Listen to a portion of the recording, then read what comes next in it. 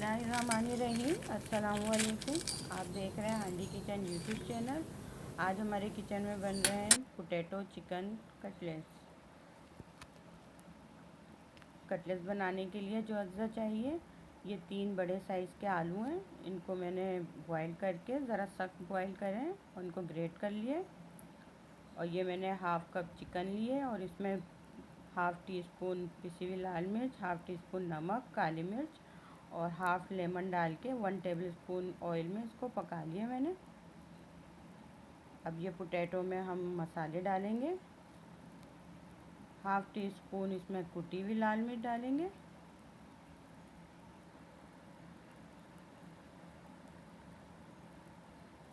और half tea spoon chaat masala डालेंगे। Half tea spoon पिसा हुआ धनिया, हाफ़ टी स्पून पिसा हुआ ज़ीरा, हाफ़ टी स्पून नमक और 1/4 चम्मच काली मिर्च डालेंगे। और 2 टेबल स्पून हरा धनिया डालेंगे बारीक काट के। और 1 टेबल स्पून पुदीना और 1 हरी मिर्च है, ये मैंने बारीक चॉप करके डाली है इसमें। ये सब चीज़ें आलूओं में डाल के इसको मिक्स कर लेंगे।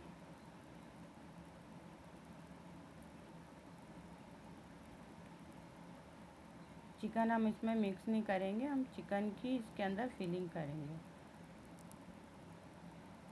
और चिकन में हम मायोनीज़ डालेंगे।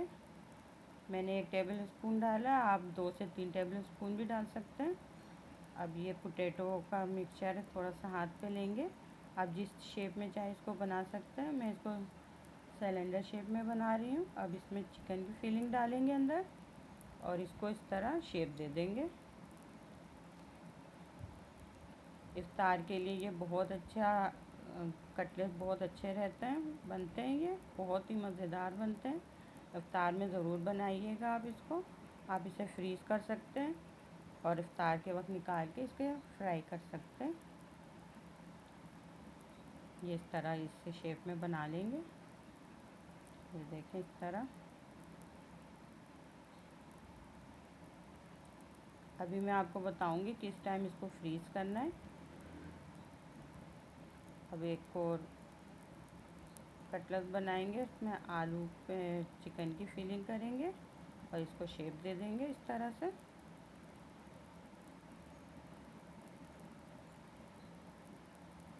ये आप चाहें तो बच्चों को लंच में भी लंच बॉक्स में डाल के दे सकें। इसी तरह हम सारे कटलेट्स तैयार कर लेंगे। ये देखें इस तरह से सारे कटलेट्स तैयार कर लेंगे। अब हम इस पे ये मैदा लिया है मैंने और इसमें हम ये नमक डालेंगे हाफ़ टी स्पून और हाफ़ टी स्पून इसमें पिसी हुई लाल मिर्च डालेंगे। ये मैदे की कोटिंग होगी, खुश्क मैदे की। ये तैयार हो गया है खुश्क मैदे की कोटिंग। अब हम लिक्विड मैदा तैयार करेंगे जिस पे इसको डिप करेंगे। इसके लिए हम 2 टेबल स्पून मैदा ले लेंगे।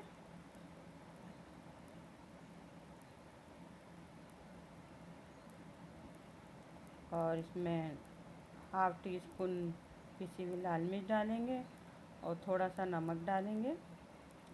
और इसको लिक्विड फॉर्म में एक लिक्विड तैयार कर लेंगे। और ज़्यादा गाढ़ा ना हो ना बिल्कुल पतला हो। अब हम एक ये लेंगे, पहले इसको ऐसा हो कि चम्मच से गिर रहा हो ना, इस तरह से इसको तैयार कर लेंगे। अब एक कटलेट लेंगे, उसको सूखे मैदे में लगाएंगे, फिर लिक्विड में लगाएंगे और फिर इसको ब्रेड क्रम्स में लगाएंगे। ये ब्रेड क्रम्स मैंने घर में बनाए, ये होममेड ब्रेड क्रम्स हैं। इसको दूसरे हाथ से अब जब ये ब्रेड क्रम्स लग जाएं तो इस वक्त हम इसको फ्रीज़ करेंगे। आप एक हफ्ते के लिए इसको फ्रीज कर सकते हैं। और इसको डीफ्रोस्ट नहीं करना है, निकाल के फ्रीज़र से आप फ़ौरन इसको मीडियम फ्लेम पे तेल गरम करके उसमें फ्राई कर लें। जिस वक्त इफ्तार का टाइम हो उस वक्त इसको फ्राई कर लें। झटपट तैयार हो जाते हैं। इसी तरह हम सारे कटलेट्स को मैदे में कोट करेंगे, फिर लिक्विड मैदा लगाएंगे और फिर इसके बाद ब्रेड क्रम्स लगाएंगे। अच्छी तरह से कोट कर लेंगे। आप चाहें तो इस मेथड को दो दफ़ा रिपीट भी कर सकते हैं ताकि कोटिंग ज़रा मोटी आ जाए इसके ऊपर।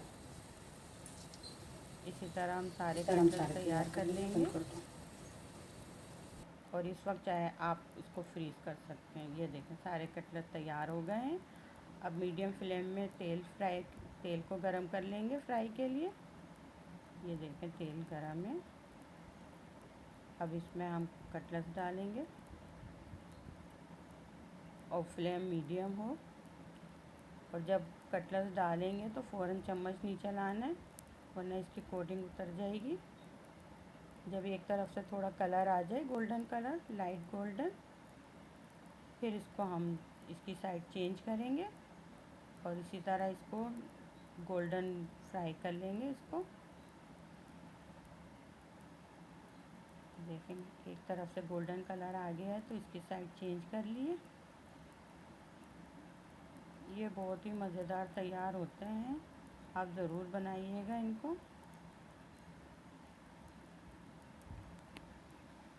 और फ्रीज़ करने से ये होता है अफ्तार के वक्त निकालें और फ्राई कर लें, टाइम की भी बचत हो जाती है और फ़ौरन तैयार हो जाते हैं ये।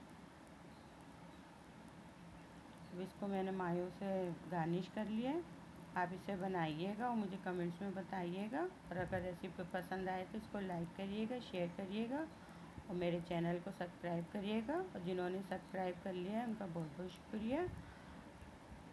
ज़रूर आप ये रेसिपी ज़रूर बनाइएगा। अगली रेसिपी के साथ हाज़िर होंगे। अल्लाह हाफिज़।